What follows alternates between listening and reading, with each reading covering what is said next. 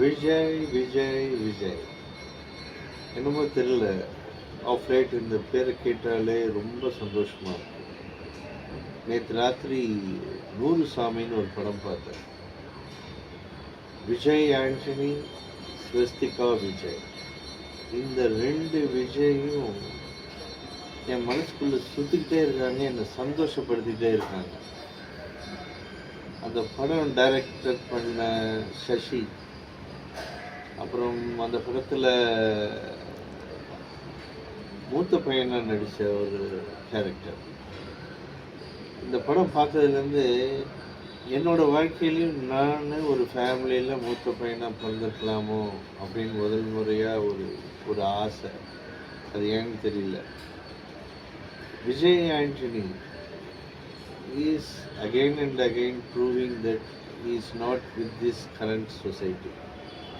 அருமையான படம் கொடுத்துருக்காங்க. Hats off the director and all the artist. இந்த படத்தில் நடித்த எல்லாருமே அமேசிங்காக பண்ணியிருக்காங்க. I feel very happy for that. ஒரு ஆப்பர்ச்சுனிட்டி கிடைச்சா எனக்கு அவங்களோடவும் ஒரு ஃபோட்டோ எடுத்துக்கணும்னு ஆசையாக இருக்குது. இதுதான் ஃபஸ்ட் டைம்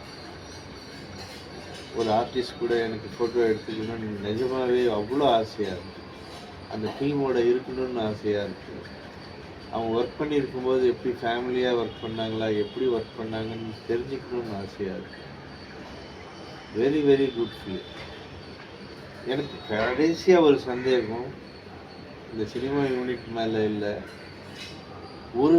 ஒருவேளை நான் கடைசியாக பார்த்த 2 படங்கள் கருப்பு, ஜனநாயகன், அந்த 2 படத்தை பார்த்துட்டு இதை பார்த்தினாலும் என்னன்னு தெரில, மனசு ஃபுல்லாக அவ்வளோ சந்தோஷம். இது மாதிரி இன்னும் நிறைய படங்கள் வரணும். வாழ்த்துக்கள் விஜய் ஆண்டனி சார். தேங்க்யூ.